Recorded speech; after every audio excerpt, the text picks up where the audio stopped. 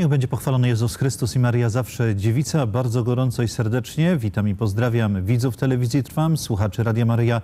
Państwa zapraszam na nasze wieczorne spotkanie Rozmowy Niedokończone. Temat dzisiejszej audycji: poszkodowani przedsiębiorcy w outsourcingu pracowniczym przez organy administracji państwowej. Bardzo serdecznie witam w studiu telewizji Trwam naszych gości. Z nami jest pan Wiesław Wójcik, przewodniczący Porozumienia Poszkodowanych Przedsiębiorców, prezes Poszkodowanych Firm Corpo i Wójcik International. Witam serdecznie, panie przewodniczący. Z nami jest także pan Andrzej Cieślik, doradca podatkowy, główny prawnik Porozumienia Poszkodowanych Przedsiębiorców. Witam serdecznie. Pan Krzysztof Traczyk, śledczy specjalista do spraw kryminalistyki. Pan Lesław Wereszczyński, prezes poszkodowanej spółki WUCH-PZL Dębica i pan Marek Fryc, właściciel poszkodowanych firm Alda i Milk. Chcemy powiedzieć dzisiaj w rozmowach niedokończonych o procederze, który doprowadza bardzo często do niszczenia polskich przedsiębiorstw, tej przedsiębiorczości często małej, drobnej. Niejednokrotnie słyszymy, że w całej przedsiębiorczości te gałęzie powinny być właśnie tymi gałęziami bardzo mocno chronionymi, dlatego że one są kołem zamachowych tych poszczególnych gospodarek związanych z regionami naszej ojczyzny. Tymczasem dzisiaj, panie przewodniczący, mówimy o niszczycielskim mechanizmie, który wykończył już niejedną polską firmę. Tak. Ojcze redaktorze, szanowni państwo, tytułem wstępu kilka słów wyjaśnienia, na czym polega tak zwana afera outsourcingowa, bo tak my w skrócie ją nazywamy. Jest to tak naprawdę historia opresyjności urzędniczej skierowanej przeciwko przedsiębiorcom polskim, małym i średnim, tak jak ojciec był uprzejmy powiedzieć. Ale co gorsze, opresyjność ta zasadzona jest na nieudolności, wieloletniej nieudolności urzędów i urzędników, trwającej często przez wiele, wiele lat. I zdarzyło się tak, że legalna działalność prowadzona w Polsce, związana z udostępnianiem pracowników, czyli działalność związana z agencjami pracy, agencjami zatrudnienia, działalność, która ma swoje PKD, w polskim prawie zarejestrowanych jest ponad 5000 firm, agencji zatrudnienia, które świadczą taką usługę. Mówię o tym dlatego, żeby uświadomić państwu, że jest to działalność normalna. Na co dzień spotykamy się z ludźmi zatrudnionymi w ten sposób. Jest ich ponad 700 000 w Polsce zatrudnionych. Ta działalność zostaje zakwestionowana w pewnym momencie przez ZUS i organy skarbowe w ten sposób, że w sposób nieuprawniony, naszym zdaniem, całkowicie bulwersujący, ponieważ nie opierający się na konkretnych przepisach prawa, tylko na skleconej, według nas, tak możemy sobie powiedzieć, skleconych uzasadnieniach, podważa się zasadność umów, które trwały przez kilka lat i były przez obie strony tych umów wykonywane. To znaczy przedsiębiorcy płacili agencji zatrudnienia za udostępnionych pracowników, płacili pensje za tych pracowników, płacili składki ZUS-owskie, płacili zaliczki na podatek dochodowy od pensji i płacili od wszystkiego podatek VAT jeszcze, ponieważ to była usługa, więc na całość tej usługi naliczany był dodatkowo podatek VAT. W efekcie końcowym agencje zatrudnienia, które jak się później okazało, teraz już wiemy, bo kiedy zawieraliśmy te umowy, nie wiedzieliśmy o tym, agencje zatrudnienia nie odprowadzały do Skarbu Państwa składek ZUS i podatków. Płaciły tylko pensje pracownikom. Czyli pracownicy de facto nie byli poszkodowani, ponieważ dostawali swoje pensje i byli zgłoszeni, tak, byli ubezpieczeni. Natomiast firmy te nierzetelne, tak to możemy określić, nie odprowadzały pozostałych należności do Skarbu Państwa przez lata. Co dziwne w tym wszystkim, ZUS czy Urząd Skarbowy, który dzisiaj jak ktoś z państwa nie zapłaci ZUS-u przez 2-3 miesiące, to za chwilę ma jakieś zawiadomienie, ma jakieś ponaglenie i za chwilę ma zajęcie na koncie. Jakim cudem, jeżeli ktoś miał wielomilionowe należności do ZUS-u czy do Skarbu Państwa, jakim cudem te organy nie podjęły skutecznych działań, żeby takie firmy powstrzymać albo wyeliminować z rynku? Te firmy przez blisko 10 lat działały, te firmy nieuczciwe, nierzetelne, przez blisko 10 lat działały na polskim rynku, zawierając kolejne umowy, zawarły tych umów kilkaset, czyli tak naprawdę zagrożonych jest ponad 500 firm, jest na liście współpracujących z tymi agencjami jest 532 firmy. Przeciwko 300 kilkudziesięciu z tych firm toczą się już postępowania urzędów skarbowych i ZUS-ów. I te postępowania mają na celu, tak jak powiedziałem wcześniej, unieważnienie tych umów co będzie skutkowało tym, że pracownicy będą w pewnym sensie przesunięci przez ZUS i Urząd Skarbowy, przesunięci z powrotem do przedsiębiorcy, tak jakby to przedsiębiorca miał po raz drugi zapłacić za nich ZUS, drugi raz zapłacić podatek od pensji, które już raz zapłacił. Czyli te składki ZUS-owskie, te podatki już były zapłacone. Mało tego, Urząd Skarbowy jeszcze chce na nas zarobić, dlatego że unieważniając fakturę, każe nam zapłacić po raz drugi VAT, który na podstawie tej faktury myśmy już zapłacili agencjom zatrudnienia. A cała faktura zostaje jako nieważna, wyrzucona z kosztów, więc de facto jeszcze na to wszystko będziemy musieli zapłacić podatek od tej faktury nieważnej. Czyli to jest niebywale oburzające, w jaki sposób organy państwowe, mówię o ZUS-ie i Urzędzie Skarbowym, traktują polskich przedsiębiorców. I to w takiej chwili dziejowej, kiedy my, proszę zobaczyć, mamy ogromną konkurencję, mamy ogromną presję. Konkurujemy z firmami zagranicznymi, staramy się pozyskiwać kontrakty, staramy się uzyskiwać klientów, żeby mieć zamówienia i dawać pracę naszym pracownikom. I w tej sytuacji oczekiwalibyśmy jakiejś stabilizacji prawnej, oczekiwalibyśmy jakiegoś, już jeśli nie poparcia ze strony urzędników, to przynajmniej stworzenia nam jakiejś takiej gospodarczej homeostazy, że możemy bezpiecznie funkcjonować, walczyć z konkurencją na co dzień, a nie walczyć z urzędnikiem polskim.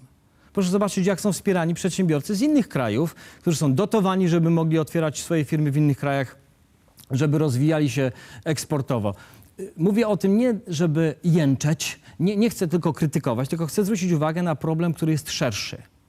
I może w konkluzji tego mojego pierwszej wypowiedzi chciałbym powiedzieć, że tak naprawdę musimy przyjrzeć się zagrożeniu, jakie niesie z sobą dalsze postępowanie ZUS-u i Urzędu Skarbowego. Jeśli będą kontynuować tą linię postępowania, czyli w dalszym ciągu będą prowadzić postępowania przeciwko przedsiębiorcom, będą zmuszać przedsiębiorców do zapłacenia po raz drugi tego, co już zapłacili. Tutaj mała uwaga, skąd przedsiębiorca ma zapłacić drugi raz to, co już zapłacił? Skąd ma mieć pieniądze na to? Logika mówi, że już zapłacił, już nie ma tych pieniędzy. Więc on nie będzie w stanie zapłacić po raz drugi, po prostu zbankrutuje. Efekt końcowy będzie taki, że zbankrutuje firma. Te miejsca pracy, które, jak ojciec był uprzejmy zauważyć na początku, to są z reguły miejsca pracy w małych miejscowościach, na wsiach, małych miasteczkach. Te miejsca pracy będą utracone. I ci ludzie pójdą na zasiłek dla bezrobotnych. Więc raz, że jako kraj stracimy, w tej chwili mówi się już o 100 kilkudziesięciu milionach, bo takie mniej więcej pieniądze jakby w grę wchodzą, ale to nie jest koniec. To jest początek dopiero tej wyliczanki. Trzeba wziąć liczydło i policzyć.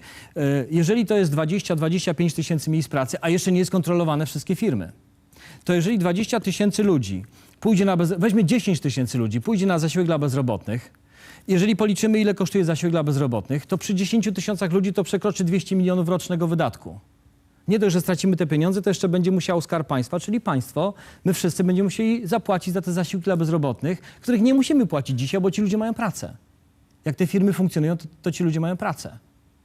I dalej idźmy, co się stanie, jak informacja się rozleje po Polsce, że polski urzędnik zamiast wspierać drobnego przedsiębiorcę, czyha na niego. Czyha z omnipotentnym długopisem, którym chce mu zabrać majątek albo nawet dorobek życia. Co się będzie działo? Czy młodzi ludzie będą chcieli w Polsce otwierać firmę? Ja mam 4 córki i szczerze mówiąc mam bardzo poważny dylemat, czy ja mam moim córkom radzić, żeby w Polsce otwierały firmy dzisiaj. Mam ponad 20 lat doświadczenia w biznesie i ja mam naprawdę poważny dylemat, czy ja chcę moim dzieciom podpowiadać, otwierajcie biznes w Polsce, po moich doświadczeniach ostatnich 3 lat. Przez 3 lata jedna z moich firm już nie funkcjonuje, została zamknięta.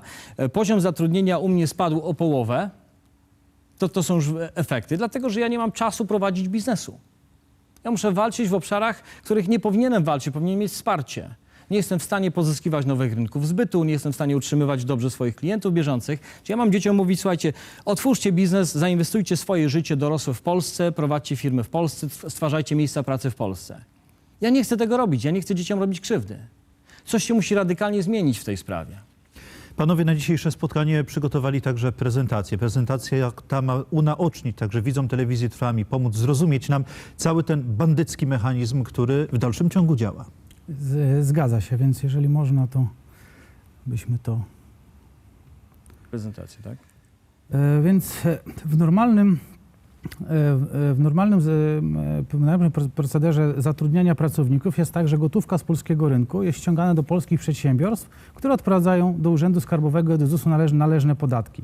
W momencie, kiedy korzysta się z usług outsourcingu pracowniczego, czyli najmu pracowników z agencji pracy, te pieniądze przepływają do agencji pracy zarejestrowanych w Krajowym Rejestrze Agencji Zatrudnienia i wpływają do Urzędu Skarbowego i do ZUS-u. Jeśli chodzi o agencje tutaj związane ze Zdzisławem K., tylko część pieniędzy wpływała do Urzędu Skarbowego, a druga część była transferowana za granicę. Wobec tego pojawia się pytanie, ale dlaczego była transferowana za granicę? I okazuje się, że część tych środków wracała pod pozorem długu zagranicznego, czyli zostały prawdopodobnie zakupione rzekome długi Skarbu Państwa i tymi papierami wartościowymi była dokonywana kompensata pozostałej części należności, która nie została normalnie odprowadzona, tak jak robią to inne agencje pracy. W związku z czym Urząd Skarbowy i ZUS w jakiś sposób, z tego co mówi sam zainteresowany, wyrażały na to zgodę. Pierwsza agencja pracy została założona w roku 2002 i ZUS i Urząd Skarbowy do roku 2011 nie zauważają żadnego problemu w tego typu rozliczeniach. I dopiero w momencie, kiedy pojawia się rok 2013, raptem się okazuje, że zaczyna występować regres ze strony Urzędu Skarbowego do polskich przedsiębiorców i powoduje to tak naprawdę upadek tych polskich przedsiębiorców.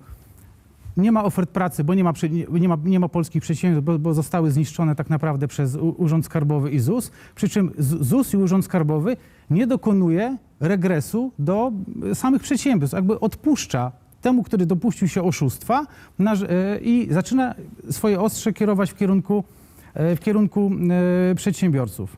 Idąc dalej tym tokiem, tak naprawdę trzeba pokazać historię pewną. Więc w momencie, kiedy została zarejestrowana pierwsza agencja pracy, do roku 2012 żadna firma, która korzystała z tego outsourcingu, czyli z najmu pracowników, nie miała problemu ani z Urzędem Skarbowym, ani z ZUS-em.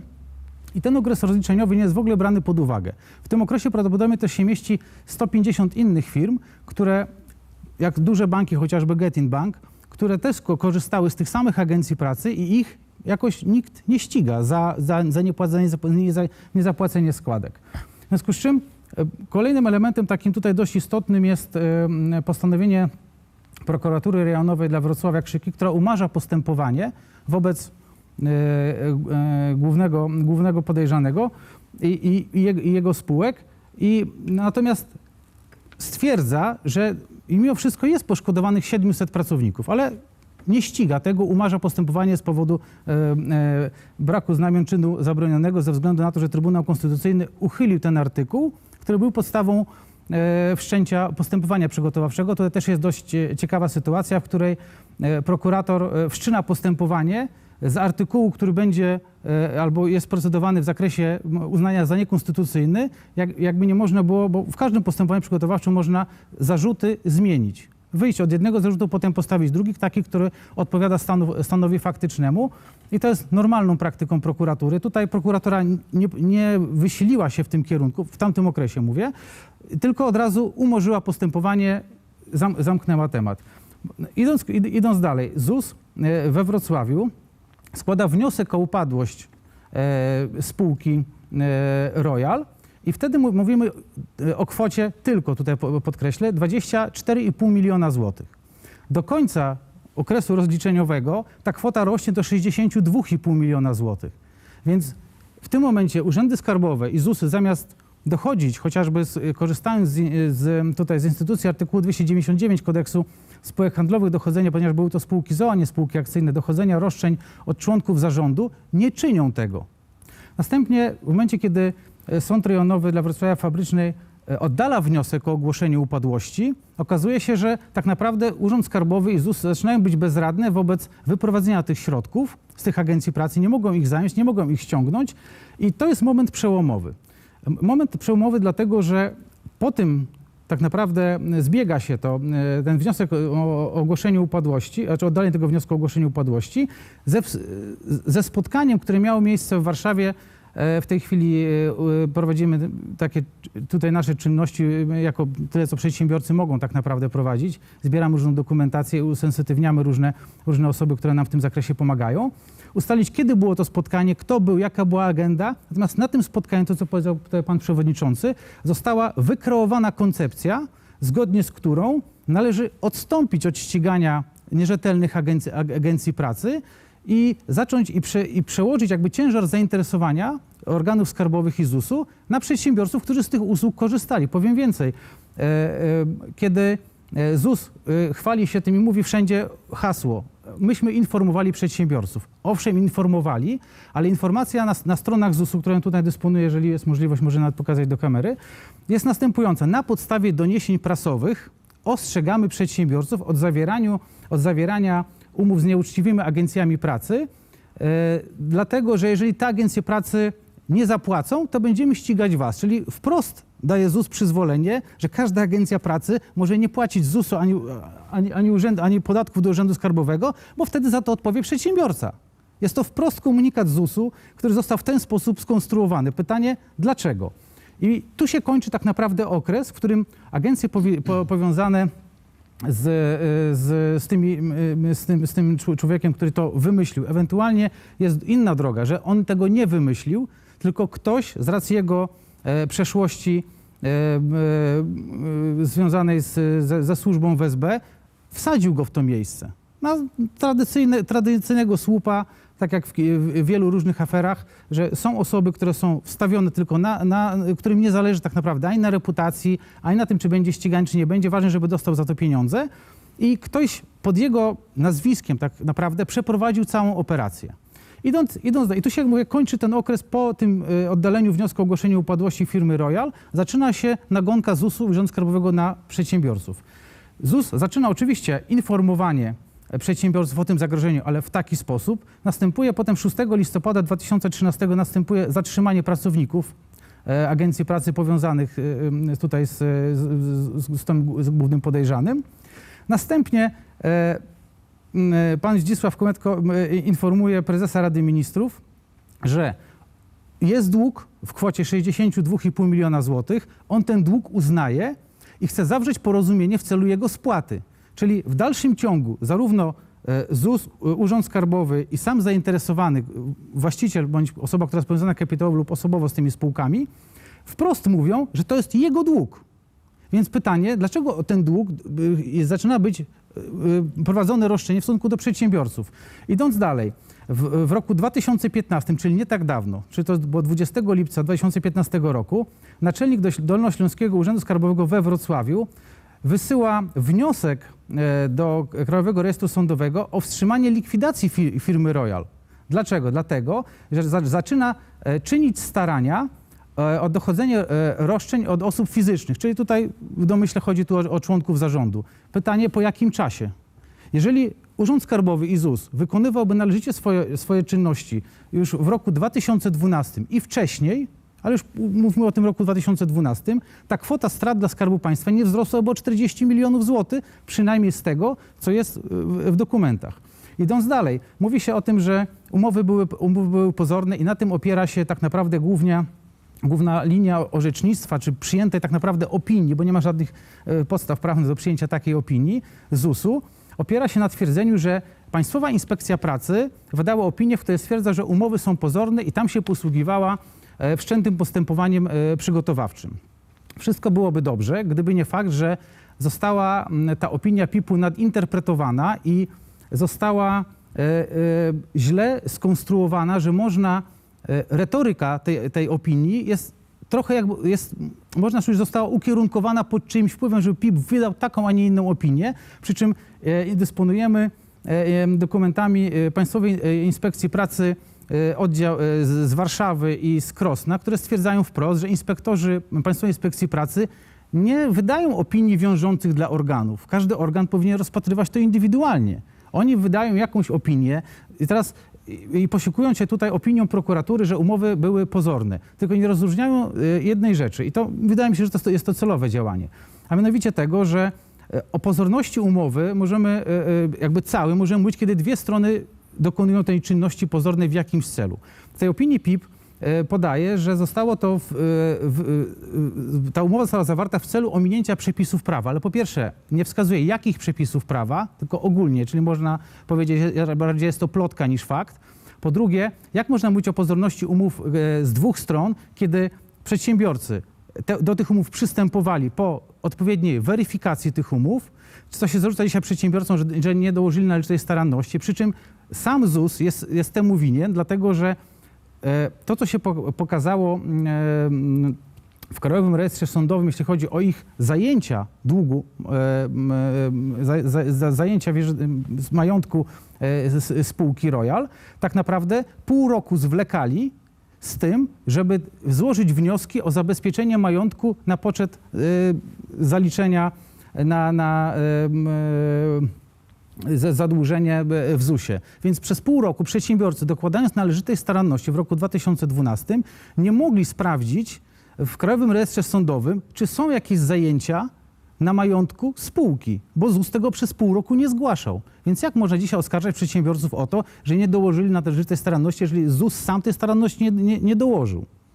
Wobec tego ta doktryna, jeszcze wrócę do tej doktryny, wykorzystującej tak naprawdę w sposób nieuprawniony postępowanie prokuratorskie, w ten sposób, że mówi się o tej pozorności umowy. I teraz jeżeli do umowy przedsiębiorcy, co już mówiłem wcześniej, przystąpili i ją realizowali, bo płacili faktury na rzecz Agencji Pracy, która miała odprowadzać, zresztą składki do ZUS-u i Urzędu Skarbowego.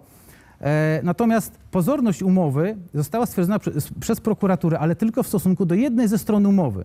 Czyli agencje pracy przystępowały to można postawić taką hipotezę, przystępowały, bo musi być to zbadane przez prokuraturę oczywiście, przystępowały do tej umowy z zamiarem bezpośredniego oszukania przedsiębiorców i oszukania Skarbu Państwa, nie odprowadzając składek do Urzędu Skarbowego i do ZUS-u. Więc rozszerzyli w sposób nieuprawniony interpretację prokuratury z jednej strony na dwie strony umowy. Tylko że prokuratura przyznaje tutaj siedzącym między innymi przedsiębiorcom status pokrzywdzonego w całej sprawie. Więc jeżeli mamy wątek związany z pokrzywdzeniem przedsiębiorców, mamy wskazanego wprost oszusta i firmy, które prowadzą działalność przestępczą, co sam naczelnik Dolnośląskiego Urzędu Skarbowego w lipcu pisze do KRS-u jako podstawę do wstrzymania likwidacji spółki, że firma dopuszczała się oszustw, wykorzystując outsourcing pracowniczy, to jak można dzisiaj przedsiębiorców ścigać za to? Tak naprawdę państwo zawiodło jako kraj, jako służby, które mają się zajmować bezpieczeństwem naszego budżetu i nie ściga przestępców, tylko urzędnicy. I tu mówię, że w jakimś sensie wykrystalizował się alternatywny system władzy w postaci wysokich urzędników, zarówno lokalnych, jak i centralnych, które mimo zmian po wyborach parlamentarnych ci urzędnicy dalej są. I ci urzędnicy nie zmienią tej doktryny, bo oni ją wymyślili w obronie własnej nieudolności przy ściąganiu i ściganiu należności dla Skarbu Państwa ze strony nieuczciwych agencji pracy. Ten proceder trwa wiele lat. Słyszeliśmy, ciągnie się także na tej linii bardzo wiele pokrzywdzonych osób. Wsłuchując się w to, pan powiedział, że państwo nie zadziałało, państwo w tym wymiarze w dalszym ciągu nie działa, więc rodzi się naturalne pytanie, czy rzeczywiście to jest tylko i wyłącznie bezradność i opieszałość urzędnicza, czy też celowe działanie? Jeżeli można, Bardzo proszę. tutaj doradzam przedsiębiorcom, powiem tak, to jest któraś z kolei spraw, gdzie małych i średnich przedsiębiorców się niszczy i to w sposób świadomy, tutaj nie ma co ukrywać, mali i średni przedsiębiorcy nie są faktycznie reprezentowani w sposób taki, żeby wpłynęło to na władzę. I to się ciągnie od dłuższego czasu, jest to jedna z wielu spraw. Ale wracając tutaj do sedna spraw, bo tak telewidzowie może nie za bardzo nawet są zorientowani, jak to wygląda, to ja może powiem, jak to było rozstrzygane. Przykładowo przychodzi pan Kowalski do pracy, zatrudnia się w agencji, agencja go kieruje do pracy u konkretnego przedsiębiorcy. Wykonuje tą pracę I nagle po jakimś czasie się okazuje, że do przedsiębiorcy przychodzi ZUS i Urząd Skarbowy i twierdzą, że mimo, że ten pracownik w ogóle nie był zatrudniony w tym przedsiębiorstwie nigdy, tylko w agencji, to był pracownikiem tego przedsiębiorstwa i w związku z tym przedsiębiorca musi zapłacić składki ZUS-owskie i podatki i dodatkowo jeszcze w ramach sankcji, jak to było wspomniane, drugie tyle podatku VAT w związku z tym, że to była faktura VAT-owska. Więc taka jest troszeczkę dziwna sytuacja, kto inny zatrudni faktycznie, kto inny wypłaca wynagrodzenie, a przedsiębiorca za to wszystko ma zapłacić. W podtekście być może jest taka sytuacja, że skoro z agencji się nie dało ściągnąć pieniędzy, no to z małych, średnich przedsiębiorców, jak pokazuje praktyka przynajmniej ostatnich 20 lat, no zawsze się da ściągnąć i to, jak widać, jest realizowane. Natomiast jeszcze, jeżeli chodzi w ogóle o sprawy pod względem merytorycznym rozstrzygane, w rzeczywistości sytuacja wygląda inaczej niż to przedstawia i ZUS, i urzędy skarbowe. W praktyce u podstaw tego wszystkiego stoi rozstrzygnięcie, że dany Kowalski miał stosunek pracy z przedsiębiorcą. Tylko tyle, że w polskim państwie o tym decyduje tylko i wyłącznie sąd pracy. I tu jest ciekawa historia. Nie ma żadnego wyroku sądu pracy do dzisiejszego dnia, że dany Kowalski był pracownikiem przedsiębiorstwa. A są prawomocne wyroki w drugą stronę, że nie był pracownikiem przedsiębiorstwa. Więc powstaje takie bardzo proste pytanie. Czy urzędnicy nie przekraczają swoich kompetencji? Bo, no przepraszam bardzo, no, ale dlaczego Zakład Ubezpieczeniowy rozstrzyga, kto jest pracownikiem czyim, czy też Urząd Skarbowy? Te kompetencje są zastrzeżone dla sądów pracy i nie jest to respektowane. Natomiast wracając tutaj do sprawy związanej z prokuraturą, też trzeba powiedzieć, że rozpowszechniane były wielokrotnie informacje, no one nie za bardzo zgodne są z prawdą, że przedsiębiorcy są poszkodowani, ponieważ nie będą mieć emerytur, składki, pracownicy, że nie będą mieć emerytur, składki nie są naliczane, że nie mają zasiłków chorobowych i tak dalej. Jest to nieprawda, ponieważ nie dość, że mają, to zgodnie z tym, co robi ZUS i urzędy skarbowe, powinni mieć naliczane w podwójnej wysokości. Bo się okazuje, że w systemie ZUS-owskim agencja jest pracodawcą i naliczane są składki od zgłoszenia agencji i ZUS wydał decyzję i Urząd Skarbowy pracodawcy, przedsiębiorcy, że on jest pracodawcą, ma zapłacić składki. Więc na nasze pytanie w Ministerstwie Rodziny, Pracy i Polityki Społecznej, jak to wszystko wygląda? Skoro są podwójne składki, dlaczego się nie płaci pracownikom podwójnych zasiłków chorobowych, podwójnych macierzyńskich? Jeżeli miałoby być równe stosowanie prawa, to należałoby do tego podejść. I jeszcze jest jedna rzecz a propos całej tej sytuacji. Jest podobna sytuacja do spraw, które w tej chwili są głośne. To państwo polskie stoi za tym, że do dnia dzisiejszego nie ma żadnego przepisu w sprawie outsourcingu pracowniczego. Mówi się, że naruszono jakieś przepisy. No żadnego nie naruszono, bo do dzisiaj żadnego przepisu nie ma. Za tworzenie prawa odpowiada państwo polskie. Gdyby państwo polskie te przepisy stworzyło, tak jak jest w krajach zachodnich, do takiej sytuacji by nie doszło.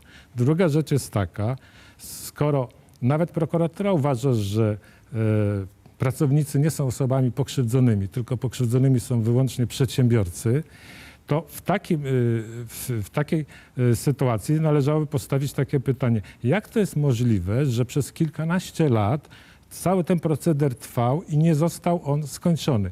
Mało tego, jak to jest możliwe, że przedsiębiorca, który posiada umowę na outsourcing pracowniczy zawartą w 2011 roku, nagle się okazuje, że w 2011 roku ta umowa jest dobra, nie jest kwestionowana, ale ta sama w 2012 roku jest kwestionowana i na to pytanie też do dzisiaj nie potrafimy uzyskać odpowiedzi. Pan przewodniczący, Tak, proszę. jeśli można dodać jeszcze kilka takich istotnych faktów. Tak jak pan Cieślik powiedział, mamy sytuację, gdzie w naszym przypadku kwestionuje się umowę, a identyczne umowy funkcjonujące na rynku nie są kwestionowane. Dobry przykład, duża telewizja, nie będę tutaj nazwy wymieniał, która też korzystała z outsourcingu pracowniczego.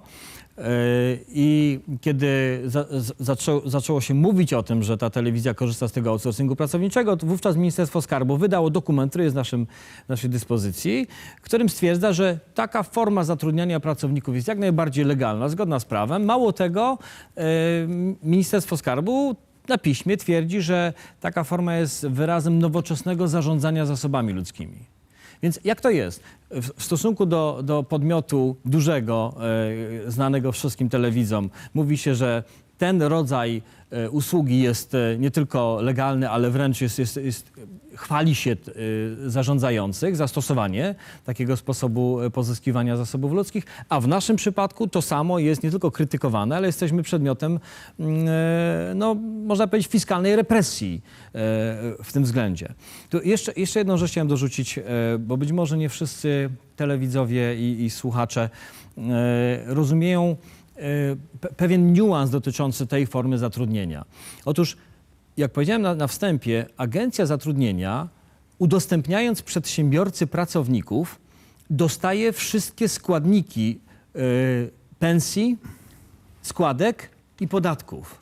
I ona to powinna odprowadzić do Skarbu Państwa i wszystko byłoby w porządku wtedy.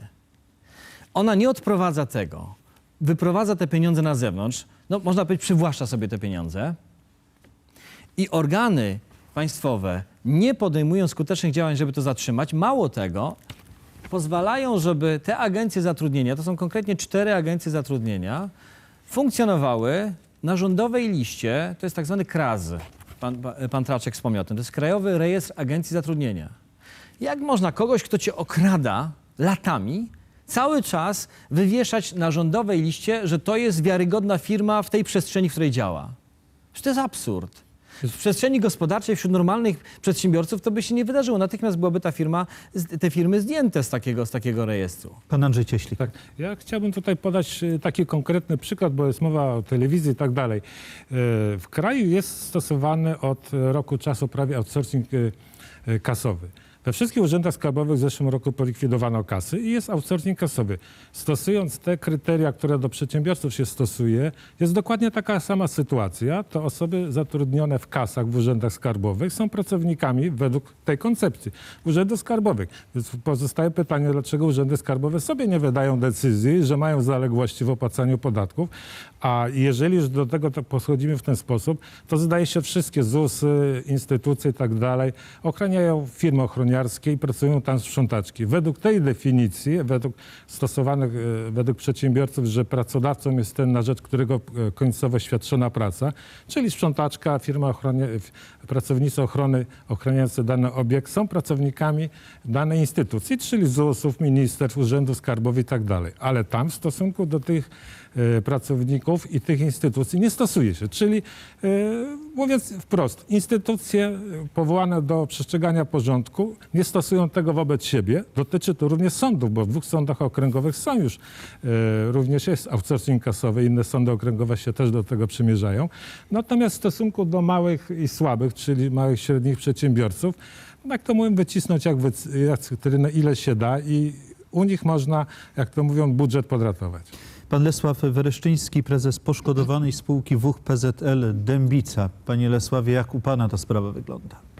Tak, my przekazaliśmy w 2012 roku 162 pracowników w ramach outsourcingu do agencji zatrudnienia.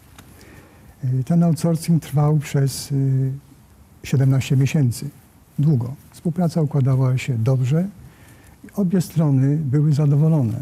I pracownicy, i agencje zatrudnienia, które otrzymywały pieniądze na czas, i wszystkie obowiązki pracownicze, które wynikały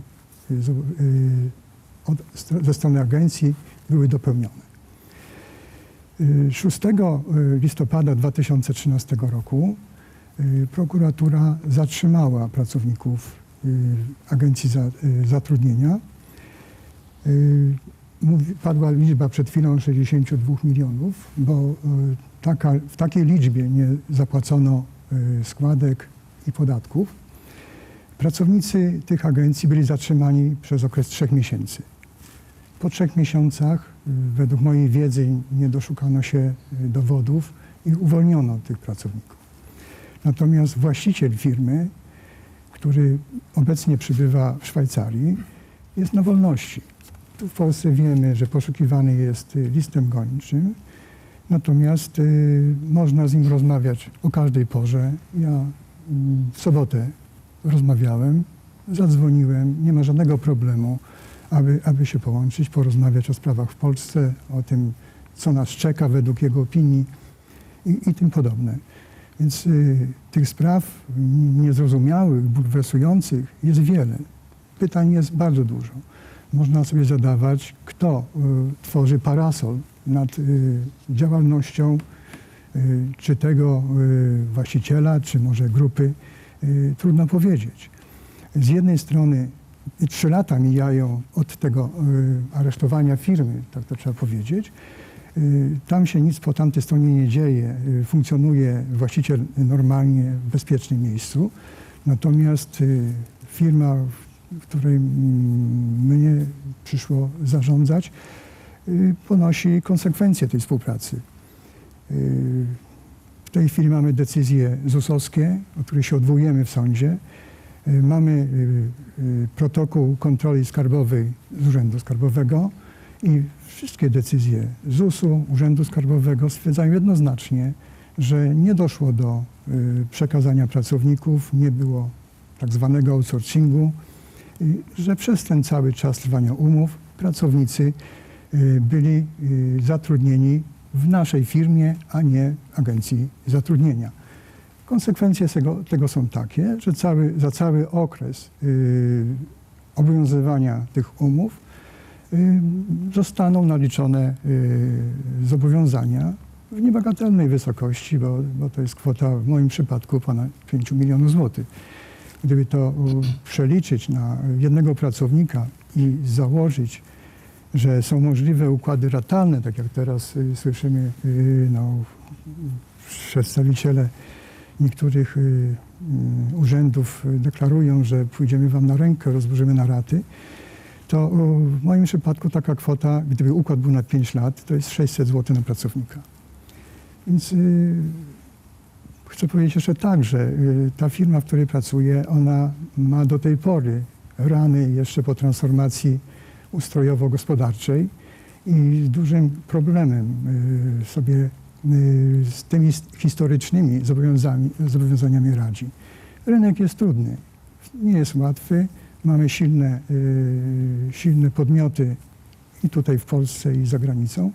I zamiast otrzymywać wsparcie, to otrzymujemy coś, co jest dodatkowym ciężarem i rodzi niepewność w działaniu na dzisiaj, bo o tym wiedzą kontrahenci, czyli nasi partnerzy handlowi, nabywcy towarów, jak również ci, którzy sprzedają nam materiały. Więc funkcjonowanie na rynku w sytuacji, kiedy otoczenie wie o tym, że mamy kłopoty z ZUS-em, z Urzędem Skarbowym, bardzo jest trudne. Tym bardziej, że powszechna jest wiedza w Polsce, że z urzędami się nie wygrywa. Jeśli się wygrywa z ZUS-em czy z Urzędem Skarbowym, to najczęściej już wtedy firmy nie ma. Więc ta świadomość w polskim społeczeństwie funkcjonuje. Więc byłoby dobrze, aby mimo wszystko udało się wyciągnąć wnioski z tego, co miało miejsce. Utrzymywanie takich opinii, jak do tej pory robi ZUS czy Urząd Skarbowy, prowadzi donikąd. Te 532 firmy, nawet jeśli mają zobowiązania wyliczone, to są zobowiązania papierowe. Moja firma nie odda, myślę, że pana z boku siedzącego nie będzie miała możliwości zapłacenia, pewnie tak samo. Więc możemy sobie wyliczyć na papierze spore pieniądze. Natomiast to są wirtualne pieniądze. Tych pieniędzy budżet nigdy nie otrzyma. Tak jak to było powiedziane, sprzedając czy produkując produkty wcześniej, za usługę firm, agencji zatrudnienia zapłaciliśmy. Dzisiaj nie mają firmy takich marż, aby można było podwójnie płacić, 2 razy zapłacić. To nie jest osiągalne. Żaden klient nam nie zapłaci 2 razy za jeden produkt. Może zapłacić tylko raz. Pan Marek Fryc, właściciel poszkodowanych firm Alda i MIG. No, historia naszych firm jest podobna. Chcę powiedzieć, że my przed przekazaniem pracowników, przed nawiązaniem kontaktu z Agencją Zatrudnienia zatrudnialiśmy 321 osób, przekazaliśmy 215 osób. Przed podpisaniem umowy z Agencją Zatrudnienia Royal we Wrocławiu sprawdziliśmy na tyle rzetelnie, na ile mogliśmy to sprawdzić. Obdzwoniliśmy kilkanaście firm w Polsce, być może nawet tutaj kolegi firmę obdzwoniliśmy. Niestety ZUS nie udziela informacji pracodawcy na temat innego pracodawcy. Sprawdziliśmy wszystkie możliwe źródła i stwierdziliśmy, że firma cieszy się w miarę dobrą opinią. Nikt nie podnosił tego, że jest niewypłacalna czy że nie płaci. W związku z tym podpisaliśmy umowę. Mało tego, nawet tutaj dysponuję zaświadczeniem z Urzędu Skarbowego we Wrocławiu, że na dzień 25 czerwca 2012 roku firma Royal jest czysta jak łza. Nie ma żadnych zobowiązań. Na szczęście jesteśmy troszkę podejrzliwi, więc sprawdziliśmy najpierw, że pieniądze wypłacili pracownikom, miesiąc drugi, ale potem poprzez pracowników staraliśmy się sprawdzić jeszcze, czy składki ZUS-owskie wpłacane są przez firmę Royal. Ponieważ okazało się, że kilka osób zgłosiło, że ich składki nie wpływają, więc zażądaliśmy rozmowy z zarządem Royalu i postawiliśmy ultimatum. Albo wpłacacie składki do jutra, albo my rozwiązujemy umowę. Ponieważ nie mieli zamiaru wpłacać składek, więc oni właściwie sami nam przysłali wypowiedzenie umowy, rozwiązanie za porozumieniem. I tak się skończyła nasza dwumiesięczna, na szczęście tylko dwumiesięczna historia z Royalem.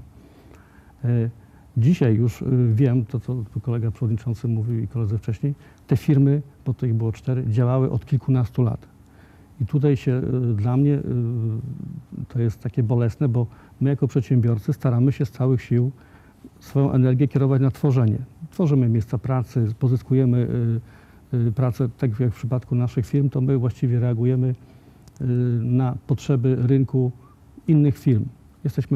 Kooperujemy po prostu, dostarczamy podzespoły innym firmom. Więc cały czas staramy się pozyskiwać nową pracę, żeby zapewnić ludziom ciągłość i dochody. Też muszę powiedzieć, że jakby cały czas ten nasz nadzór nad tym Royalem, nad tą realizacją tej umowy, to też się opierał na tym, że pilnowaliśmy, żeby ludzi nie skrzywdzić. Bo to byli ludzie, którzy pracowali u nas, nasi pracownicy wcześniej przez kilkanaście lat, więc też chcieliśmy zapewnić im to bezpieczeństwo. Kiedy się okazało, że Royal nie wpłaca im składek, przejęliśmy tych ludzi z powrotem w całości. Ale wrócę do tego wątku jeszcze, bo chodzi mi o to, że państwo polskie powinno zapewniać bezpieczeństwo. Między innymi też bezpieczeństwo przedsiębiorcom, tak? Czy to prywatnym przedsiębiorcom, czy innym przedsiębiorcom. No, nie wyobrażam sobie takiej sytuacji. Teraz sobie wyobrażam, bo to się zadziało. Bezpieczeństwo obrotu. Bezpieczeństwo obrotu, tak. Chodzi o to, że działa oszust przez kilkanaście lat, nie płaci, akurat nam płacił, tak, znaczy naszym pracownikom, ale nie płaci państwu.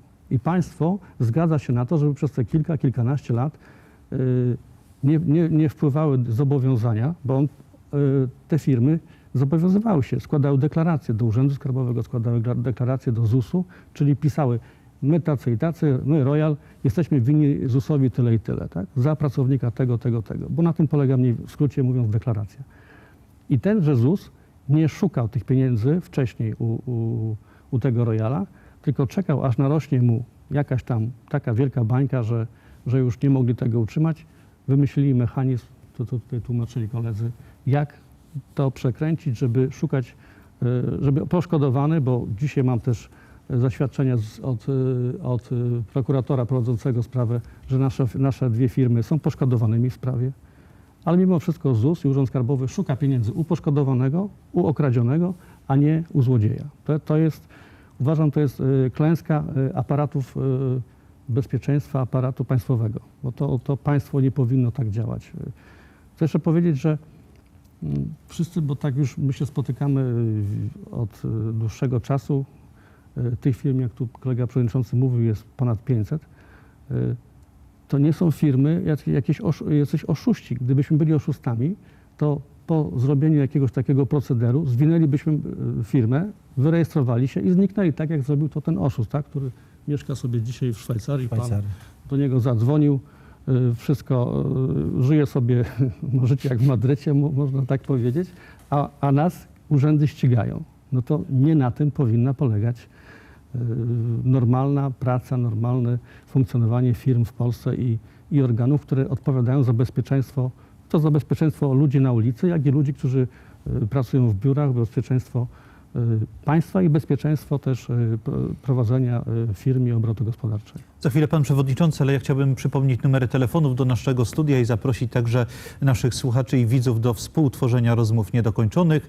Polska Północna 56 657 0011, Polska Południowa 56 657 0012.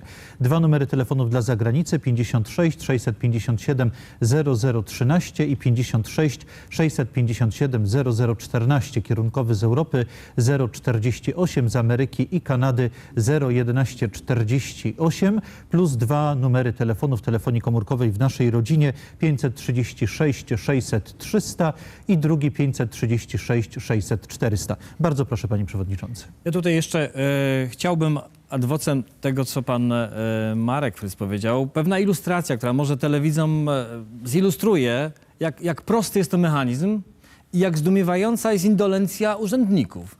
No, ZUS tak naprawdę ma dostać pieniądze od takiego pośrednika, doręczyciela weźmy, tak? Czyli my, przedsiębiorcy, płacimy pieniądze dla ZUS-u i Urzędu Skarbowego Agencji Zatrudnienia, która jest doręczycielem tych pieniędzy i powinna doręczyć ZUS-owi. I przełóżmy to na jakąś taką sytuację życiową. Państwo mają od kogoś dostać pieniądze. Państwo, telewidzowie, macie dostać pieniądze, doręczyciel nie doręcza tych pieniędzy. Przywłaszcza sobie, wysyła na swoje konto zagraniczne. No w następnym miesiącu państwo znowu mają dostać te pieniądze od doręczyciela. Znowu nie doręcza tych pieniędzy.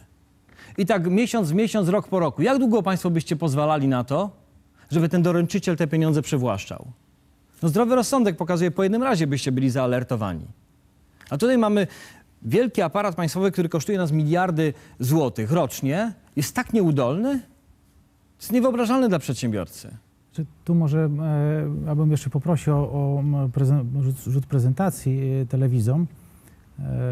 A słuchaczom ja postaram się to w sposób obrazowy opowiedzieć. Cały kłopot tak naprawdę i cały pomysł, czyli cały modus operandi według mnie polegało na tym, że żeby wymyśleć jakiś dług Skarbu Państwa za granicą, który będzie pozwalał na wyciągnięcie gotówki z polskiego rynku, z obrotu gospodarczego. Od przedsiębiorców. I jeżeli faktycznie te papiery dłużne te agencje pracy dysponowały, bo wiadomo, że polskie papiery dłużne, nawet historyczne, można jeszcze gdzieś nabyć. Jeżeli ktoś, tak jak papiery historyczne można nabyć Meksyku, Stanów Zjednoczonych, Chin, obrót tymi papierami jest tak naprawdę w jednym obiegu, który jest obiegiem, tu nie widać w całości może, jest obiegiem historycznym, a drugi jest obiegiem takim, którym jest obieg uznaniowy. Można mówić o tym, że można w jakiś sposób pieniądze z gospodarki wyciągnąć. Ktoś wymyślił sposób na to, żeby pozorne długi, które nabył za granicą, które dawniej były być może faktycznymi długami Skarbu Państwa, jeszcze raz oddać do budżetu, a w zamian za to wyciągnąć pieniądze. I przez ileś lat miejscowo, lokalnie, we Wrocławiu i w Olsztynie ten mechanizm funkcjonował. W momencie, kiedy długi narosły, tutaj jest ta data 2012, początek 2013, kiedy być może ktoś się zorientował, że nie można w ten sposób wyciągać pieniędzy, nie można w ten sposób kompensować. O czym też mówiła główna księgowa, która zeznała to przed sądem, tutaj, że no to jest niespotykane. To kolejną rzeczą, którą zeznała, że pracownicy ZUS-u i Urzędu Skarbowego, którzy przychodzili na kontrolę, po jednym telefonie osoby poszukiwanej, do kogoś wykonywał ten telefon, prawdopodobnie do przełożonych tych urzędników, którzy przychodzili na kontrolę, ci urzędnicy wychodzili bez rozpoczęcia kontroli. Więc jak można mówić tutaj, to już trudno jest tylko domniemywać. To już są konkretne fakty, konkretne zeznania głównej księgowej, dyrektor do spraw personalnych, które zeznawały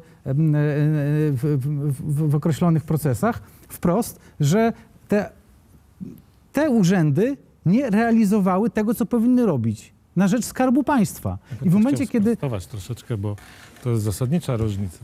Faktycznie, jeżeli już, to tutaj jest mowa o wyłudzeniach, ale z budżetu państwa, bo mówimy o kompensatach. Na kompensatę ktoś musiał wydać zgodę i to był transfer pieniędzy z budżetu państwa. Zamiast ktoś płacić pieniądze do budżetu państwa, dawał papiery, tak mówiąc obrazowo, a pieniądze brał. Więc tu nie mówimy, że to nie było w ten sposób, że od przedsiębiorców wyłudzono. Natomiast po tym, gdy się okazało, że albo skala przerosła, albo jakieś inne okoliczności zaszły, to zrobiono wszystko w ten sposób, żeby te pieniądze się okazało, że zostały wyłudzone od przedsiębiorców. Dlaczego przedsiębiorcy mają status pokrzywdzonych w tych sprawach. Ale tu mowa jest o wyciągnięciu pieniędzy z budżetu państwa za pomocą kompensat. I mało tego, i tutaj jeszcze nie wspomniano o jednej rzeczy. To do tej rzeczy może powrócimy za chwileczkę. Ja odbiorę telefon, bo nasz widz i słuchacz już trochę oczekuje. Bardzo proszę, Telewizja Trwam i Radio Maria. Halo? Witam. Witamy. Kogo witamy? Skąd telefon? Krzysztof. Pozdrawiam, panie Krzysztofie. Słyszymy już pana. Proszę rozpocząć wypowiedź. Proszę pana, ja mam takie świetne pytanie do tych panów. Do tych panów, co się wypowiadają. Ciągle się mówi o państwie, że to państwo bezradne. Przepraszam. Proszę mówić konkretnie, nazwiskami. Nie państwo, tylko konkretnie. Kto zawinił i tak dalej. Ja uważam, że byłoby najlepiej wprowadzić ustawę. Za każdą publiczną złotówkę, którą urzędnik ukradł, nieważne czy jest zwykłym urzędnikiem, czy jest po premierze, czy po premierem, czy już jest praministrem, czy po ministrze już jest, za każdą złotówkę 1 dzień aresztu. Krótka piłka. A powyżej 100, 25 lat, a powyżej jeszcze tam 150 dożywocie. Wypad złodziejom, bandytom precz. Rządzą nami gnoje i złodzieje. Złodzieje jeszcze raz, gnoje i złodzieje. Kiedy się to skończy? Niech pan zobaczy, co się dzieje. W Stanach zginęło pięciu policjantów. A wie pan dlaczego zginęło? Dlatego, że nie może być brutalizacji wobec społeczeństwa. To przyjdzie tutaj też w Polsce na to czas. Jak wpadną do urzędu jakiegoś ludzie odpowiedni, jak wykroją cały urząd, to wtedy dopiero ludzie przejrzą na oczy inni bandyci i nie dotkną publicznej złotówki ani jeden. Wszystkiego dobrego, hej! Dziękujemy serdecznie, panie Krzysztofie, panie przewodniczący i później pan Andrzej dokończy wątek. No ten intensywny telefon skierował moją percepcję na faktycznie bardzo ważny obszar. Nie tylko związany z naszą aferą outsourcingową, ale popatrzmy, w mediach mówi się teraz o powstaniu komisji śledczej w sprawie Amber Gold. Mówi się o skokach Wołomin. Nomen omen w ostatnich miesiącach powstał specjalny zespół parlamentarny do spraw wspierania przedsiębiorców poszkodowanych w outsourcingu pracowniczym i skok Wołomin, czyli jest to jakby ten sam zespół parlamentarny, czyli jakby natura problemu według polskich parlamentarzystów jest podobna. I tutaj pan dotknął bardzo ważnego problemu. Braku odpowiedzialności urzędników za rażące nadużycia. Tutaj robię taką retoryczną pauzę, żeby to wybrzmiało, bo faktycznie coś takiego jest. Proszę mi powiedzieć, kto z państwa ostatnio słyszał o jakimś wyroku, żeby za rażące nadużycia urzędników skarbowych na przykład, oni zostali pociągnięci do odpowiedzialności. Bo ja słyszałem o wyrokach w różnych obszarach życia, nie? Wszyscy byli już skazywani. Nauczyciele, prawnicy, nawet duchowni byli skazywani, ale nie urzędnicy. Co jest z tymi urzędnikami, że są ponad prawem? No i jakiś by się trafił, że tam, prawda, jakieś błędy popełnia jak w każdym stanie, w każdym zawodzie. A tu nic, urzędników się nie skazuje w Polsce. Także ja bardzo dziękuję za ten telefon pana, bo faktycznie powinniśmy chyba zacząć jakąś ogólnonarodową dyskusję na temat przywrócenia odpowiedzialności urzędników za swoje nadużycia. Popełniasz błąd, musisz za to zapłacić. Pracujesz na, nie wiem, koparką, ładowarką, popełnisz błąd, zapłacisz za to. Jesteś przedsiębiorcą, popełnisz błąd, płacisz za to. A dlaczego urzędnik nie może płacić za swoje błędy i nadużycia? Panie Andrzeju, bardzo proszę. Tak, chciałbym tutaj jeszcze dokończyć sprawę materialną, ponieważ prokuratura zabezpieczyła jednak majątek o dosyć sporej wartości i dalej zabezpiecza. Są to większe pieniądze.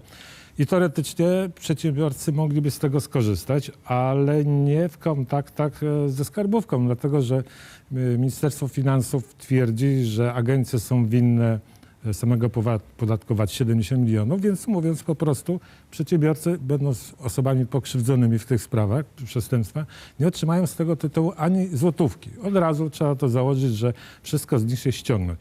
I jeszcze jest taka jedna sprawa a propos obietnic politycznych. Ja sam brałem udział w wielu spotkaniach. Pamiętam doskonale, jak w maju zeszłego roku na spotkaniu w Ministerstwie Finansów minister Kapica obecny był i przewodnicząca Sejmowej Komisji Finansów pani Skowrońska i padło polityczne zapewnienie, że w przeciągu 2 miesięcy skarbówka sprawdzi, czy istnieje nierówność wobec prawa, jeżeli chodzi o te sprawy. Oczywiście sprawdzili, że istnieje nierówność i powiedziano było w ten sposób, że przedsiębiorcy mają zostać uwolnieni od tego. Zapewnienia otrzymywali też od poprzedniego prezydenta i otrzymywali zapewnienia w ramach kampanii politycznych obecnej ekipy władzy. Czyli i stara władza, i nowa władza zapewniała przedsiębiorców, że tą sprawę rozwiąże, bo nie może być takiej sytuacji, jaka jest w tej chwili. No i na dzień dzisiejszy czekamy. Mam nadzieję, że jednak politycy swoje słowa ważą i pomogą w końcu przedsiębiorcom, bo oni sami nie są w stanie sobie pomóc już. Tutaj jest taka też ważna rzecz, mianowicie w styczniu tego roku pan wiceminister Banaś wydał zalecenie do naczelników urzędów skarbowych, żeby w tych sprawach, czyli sprawach związanych z tym outsourcingiem pracowniczym, wobec poszkodowanych przedsiębiorców powstrzymali się przed zajęciami kont, które spowodują upadek firmy. No bo jeżeli nam się zajmie konto, czyli wszystkie środki, które wpływają mi na konto bankowe są zajmowane przez Urząd Skarbowy czy ZUS, to ja wówczas nie mogę płacić. Nie mogę płacić kontrahentom za surowce, nie mogę pracownikom zapłacić za pensję i tak dalej. I teraz proszę sobie wyobrazić, ta dyspozycja wychodzi w całą Polskę. Czy naczelnicy urzędów skarbowych, urzędnicy się stosują do tego? Nie. Nie. Alternatywny system władzy. Jak przedsiębiorcy się powołują na to, no to mówią, to nie jest dyspozycja, której musimy się słuchać. Mamy sytuacje nawet takie, że naczelnik Urzędu Skarbowego, proszę sobie wyobrazić perfidię tego urzędnika, on mając takie zalecenie, czyli jest to w końcu jakieś wytyczne, prawda, swojego zwierzchnika teoretycznie, wiceminister. On nie tylko nie wstrzymuje się od zajęcia na koncie przedsiębiorcy, ale również wysyła do kontrahentów tego przedsiębiorcy informacje o zajęciu, żeby kontrahenci przedsiębiorcy wiedzieli, że Urząd Skarbowy chce od niego pieniądze, że jakby zalega Urzędowi Skarbowemu pieniądze. Choć jest to kwestia cały czas sporna, tak? To proszę sobie pomyśleć, a co pomyślą ci kontrahenci? Jaką wiarygodność mamy w oczach takiego kontrahenta, który dostaje z Urzędu Skarbowego pismo, że twój dostawca czy odbiorca jest winny Urzędowi Skarbowemu pieniądze? Prawda? Czyli nie dość, że w grę wchodzą jakby kwoty finansowe, to jeszcze wchodzi rodzaj perfidii takiej, no bo my przedsiębiorcy na rynku rozumiemy, że nie tylko chodzi o to, jaka jest jakość produktu i jego cena. Chodzi również o pewną reputację, o wizerunek firmy, bo to często determinuje, czy wygramy przetarg, czy przegramy ten przetarg, czy będziemy mieli pracę dla swoich pracowników, czy jej nie będziemy mieli. Co przyświeca takiemu urzędnikowi, że nie tylko, że chce ściągnąć pieniądze, ale jeszcze chce zniszczyć tą firmę i informuje wszystkich, że ta firma ma kłopoty. Tego już nie rozumiemy. Proszę, ja jeszcze chciałem dorzucić słowo na temat moich osobistych doświadczeń. Ja mam ponad 20 lat doświadczenia w biznesie i kiedy zaczęła się ta sprawa, ja nie wiedziałem, że to jest jakaś duża sprawa. Przeszłem wiele kontroli. Natomiast zaalertowało mnie to, kiedy przyszedł protokół pokontrolny z ZUS-u i zacząłem czytać ten protokół pokontrolny. I ZUS pisał tam rzeczy, które były po prostu niestworzone, nie miały nic wspólnego z rzeczywistością. Były tak jakby przygotowane z góry sformułowania, które musiały się tam znaleźć. Było na przykład powiedziane, że pan Wójcik, prezes, na bieżąco wydawał pracę swoim szwaczkom i na bieżąco rezultaty pracy odbierał i oceniał tą pracę. Co jest niedorzeczne, bo ja po pierwsze w jednym ze swoich zakładów bywałem czasami raz na miesiąc, 2 razy w miesiącu, więc na bieżąco nie mogłem wydawać tej pracy, ani tym bardziej oceniać. Od tego był personel. Ale widocznie w wytycznych tego spotkania, które było w 2013 roku, pojawiły się pewne sformułowania kluczowe, które musiały się znaleźć w każdym protokole pokontrolnym, żeby można było dążyć do unieważniania tych umów z agencjami zatrudnienia. To jest jakby perfidia tego spotkania. My mówimy na to spotkanie z 2013 roku, sąd kapturowy. To był sąd kapturowy, gabinetowy sąd, tajny, nie wiemy nic o nim, poza tym, że był na pewno. Ostatnio mieliśmy spotkanie z wicepremierem, na którym przyznali urzędnicy, że było takie spotkanie. Tak? I na tym spotkaniu, jak oni to ładnie powiedzieli, wypracowano jednolitą metodę jakby pracowania nad tym problemem. W praktyce wydano wyrok, że pieniądze mają być ściągnięte z przedsiębiorców, choćby nie wiem co, czyli za wszelką cenę. Zwrócone agencją pracy, które, jeżeli się uda ściągnąć z przedsiębiorców te pieniądze, to agencją pracy nieuczciwym zostaną zwrócone pieniądze. Jako nienależnie pobrane zaliczki na podatki i na składki ZUS-owskie. To jest oficjalne stanowisko jednego z członków ZUS-u. Czyli zabierze się uczciwym Odda przedsiębiorcom po pieniądze. raz drugi, a odda się oszustom, ponieważ mają nadpłatę. Taka jest determinacja urzędników po tym spotkaniu w 2013 roku. I jest cały Do dziś. szereg potwierdzeń na to. Do dziś. Są sytuacje, pozwolisz jeszcze, są sytuacje takie, gdzie jest kontrola na przykład skarbowa, odbywała się przed 2013 rokiem u przedsiębiorcy, jednego z przedsiębiorców naszego grona. Kontrola nie wykazuje żadnych nieprawidłowości. Ale po 2013 roku przychodzi ponownie kontrola i bada. Głównie pod kątem tych umów z agencjami zatrudnienia i wskazuje nieprawidłowości w tych umowach, tak, że są nieważne. Na co przedsiębiorca wyciąga protokół pokontrolny z poprzedniej kontroli, gdzie wszystko było w porządku. Co robią urzędnicy? Czy zmieniają swoją decyzję? Nie. Wyłączają z tego okresu, który w tej chwili badają, ten okres, kiedy było wszystko w porządku. Czyli wydają protokół pokontrolny dotyczący tego, że są nieprawidłowości, z wyłączeniem tego okresu, kiedy było wszystko w porządku. A przecież to jest ten sam przedsiębiorca, ta sama umowa, wszystkie okoliczności te same. Czyli determinacja urzędników kontrolnych jest tak ogromna, żeby wykazać nieprawidłowość, że właściwie można powiedzieć, że to jest współczesna fiskalna scholastyka. Jest postawiony cel, mają być nieważne umowy i kropka. Za chwilę pan Krzysztof Traczyk, odbiorę telefon. Proszę bardzo, Telewizja Trwam, Radio Maryja. Halo? Tak, jeżeli mogę, to proszę. Jesteśmy już na antenie. Kogo witamy? Skąd telefon? Szczęść Boże, Paweł z Warszawy. Witamy, panie Pawle. Ja mam tutaj tylko jedno takie pytanie. Bo tutaj to, o czym się mówi, to są konsekwencje. A meritum, pierwocina, to jest to, po co tym panom agencje pośredniczące? Czyż cały ten bajzel liberalnego przyzwolenia, ten ustrój buduje się właśnie w ten sposób, żeby tworzyć potężne łańcuchy powiązań, z których dowolne ogniwo ma zawodzić i powodować możliwość wyprowadzania pieniędzy. Po co to wszystko? Dlaczego ta firma nie może przyjąć normalnie pracownika na swoją odpowiedzialność? Tego nie rozumiem od lat. Szczęść Boże. Dziękujemy ślicznie. Kto do pana Pawła? To ja powiem. Bardzo To proszę, tak panie jak Marku. w tej poprzedniej mojej wypowiedzi mówiłem, że moje firmy reagują na zapotrzebowania innych firm. Współpracujemy z dużymi koncernami. I te zamówienia raz się zwiększają, raz zmniejszają. W związku z tym my też musimy dopasowywać ilość zatrudnionych pracowników do zamówień, jakie są. Stąd takie rozwiązanie, że pobieranie pracowników, wynajmowanie, bo to jest wynajmowanie pracowników, wynajmowanie pracownika od agencji zatrudnienia jest bardzo dogodnym, tak jak tutaj padło stwierdzenie przytoczone z opinii Ministerstwa Gospodarki czy Skarbu, nowoczesnym, tak, sposobem zarządzania kadrą pracowniczą. Więc to było dla nas bardzo wygodne i potrzebne, a też nie jest zabronione, nie jest niezgodne z prawem. Jeżeli można, Proszę bardzo. no zdaje się, że ponad 700 000 osób jest zatrudnionych, tak? I w ten sposób i wydaje się, że większość w koncernach zagranicznych.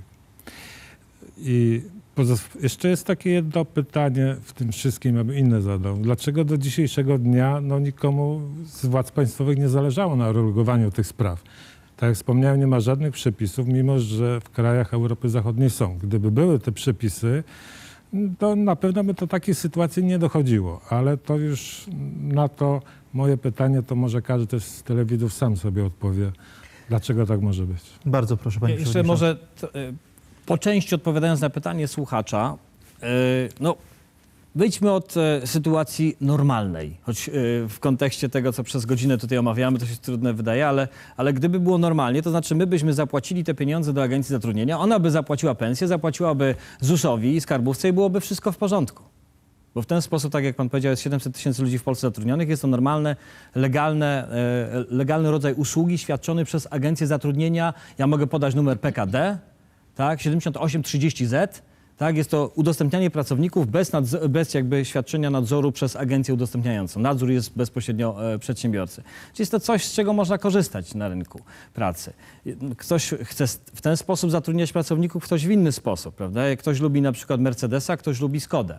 I można sobie wybrać, każdy ma prawo. Natomiast tutaj problem nie polega na tym, że korzystaliśmy z tej usługi. Problem polega na tym, że ktoś nie odprowadzał pieniędzy, tak jak mówiłem już kilka razy, i organy państwa nie reagowały. Czy przez nieudolność li tylko, czy również gdzieś tam między wierszami ktoś to inspirował.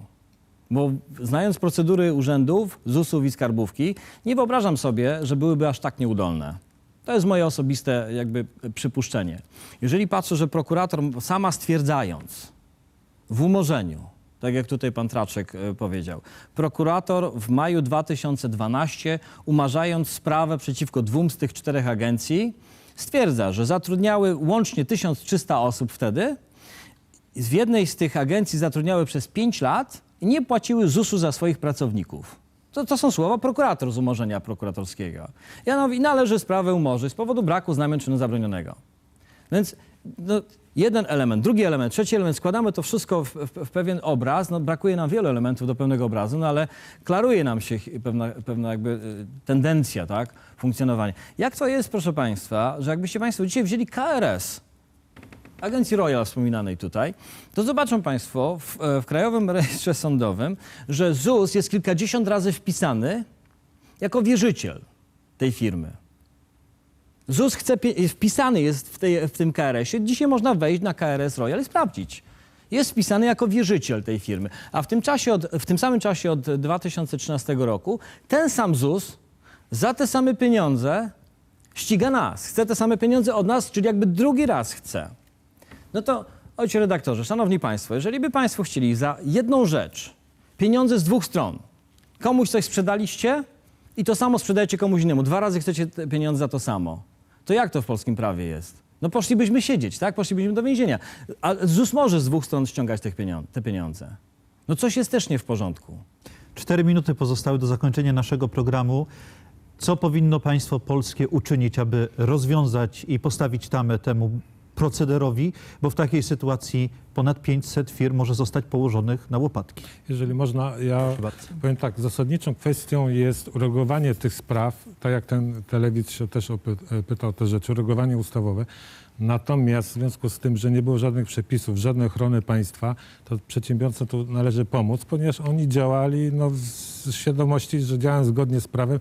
Natomiast tu zwłoka organów państwowych i również zwłoka ustawodawcza spowodowała to, że doszło do takiej sytuacji. W związku z tym należałoby przedsiębiorców uwolnić od tych wszystkich problemów. Pan Krzysztof Traczyk? Znaczy, rozwiązaniem jest, mamy przygotowany nawet projekt porozumienia układowego między przedsiębiorcami a Skarbem Państwa, bo tak naprawdę państwo zawiodło i państwo zostało, i tak jak przedsiębiorca, tak samo Skarb Państwa został oszukany. Czyli mamy wprost wskazanego oszusta, powiązane z nim agencje pracy i mamy wprost poszkodowanych przedsiębiorców i Skarb Państwa. Więc tak naprawdę należy wspólnie dochodzić roszczeń razem ze Skarbem Państwa. Taki projekt porozumienia układowego mamy przygotowany, przedstawiliśmy go do zespołu parlamentarnego, przedstawiliśmy go w Ministerstwie Skarbu i jest to projekt do dyskusji, jak to rozwiązać, ale tutaj jest główną rzeczą, że prokuratura krajowa powinna, już co zresztą czyni tak naprawdę po ostatnim spotkaniu, objąć nadzorem szczególnym to postępowanie prowadzone przez prokuraturę regionalną we Wrocławiu i dążyć to, co powiedział jeden z telewizów, do ustalenia wszystkich nazwisk osób, które brały udział w wymyśleniu tej interpretacji, bo to jest interpretacja, to nie ma żadnych podstaw prawnych. To jest czyjaś opinia, bo komuś to było potrzebne do koncepcji, żeby odwrócić uwagę od własnej nieudolności. I jeżeli się ustali te osoby, to będzie kilka osób w naszym kraju. Wysocy urzędnicy szczebla lokalnego i wysocy urzędnicy, którzy w ministerstwach być może jeszcze pracują. Pan Lesław Wereszczyński? Państwo powinno ścigać oszustów, nie nas, bo nimi nie jesteśmy. Bardzo boli, gdy pracę traktuje się wyjątkowo względnie, podobnie zresztą jak często patriotyzm. Dzisiaj podejścia patriotycznego w wielu przypadkach po prostu nie ma. Przemysł polski ma trudne warunki do funkcjonowania. I ostatnia minuta, panie przewodniczący. Ja zwróciłbym uwagę na coś, o czym mówiłem wcześniej, ale nie po to, żeby znowu krytykować, tylko słuchajcie, jest naprawdę poważny problem z tym, że ta w pewnym zakresie działalność urzędników, nie chcę wszystkich krytykować, ale w pewnym zakresie działalność urzędników po prostu niszczy przedsiębiorstwa polskie i tych przykładów jest dużo więcej niż tylko nasza afera outsourcingowa i to trzeba po prostu zatrzymać. To jest numer 1. Numer 2, gdybyśmy tak naprawdę przekierowali energię tych urzędników na animowanie przedsiębiorczości, a nie tłamszenie tej przedsiębiorczości, małej, drobnej, lokalnej. Bo proszę pamiętać, jeżeli te firmy wypadną z rynku, to nie jest tak, że tam będzie pustka. Tam się za chwilę pojawi zachodnia sieciówka, która natychmiast dostarczy na rynek to, co dostarczał wcześniej polski przedsiębiorca. Czy my chcemy mieć jakby w każdym miejscu tylko szyldy sieciówek? Przecież mamy młodych ludzi, którzy kończą się 20-25 lat, pełni pomysłów, pełni energii życiowej. Dlaczego nie wspierać ich? Dlaczego nie moglibyśmy zrobić tak, że mamy pełno małych, średnich firm lokalnych na wsiach, małych miasteczkach? Tylko trzeba po prostu zmienić całkowicie podejście i to, co powiedziałem wcześniej, no niestety, to jest, może wydaje się złowrogie, ale trzeba przywrócić odpowiedzialność urzędników za swoje błędne czy rażące nadużycia. Kończymy rozmowy niedokończone. Bardzo gorąco dziękuję za to spotkanie. Gorące spotkanie w studiu telewizji Trwam. Poszkodowani przedsiębiorcy w outsourcingu pracowniczym przez organy administracji państwowej. Gośćmi telewizji Trwam byli pan Wiesław Wójcik, przewodniczący Porozumienia Poszkodowanych Przedsiębiorców, prezes poszkodowanych firm Corpo i Wójcik International, pan Andrzej Cieślik, doradca podatkowy, główny prawnik Porozumienia Poszkodowanych Przedsiębiorców, pan Krzysztof Traczyk, śledczy, specjalista do spraw kryminalistyki, pan Lesław Wereszczyński, prezes poszkodowanej spółki WUCH PZL Dębica i pan Marek Fryc, właściciel poszkodowanych firm Alda i MIG. Bardzo gorąco dziękuję panowie. Dziękuję także widzom telewizji Trwam i słuchaczom Radia Maryja.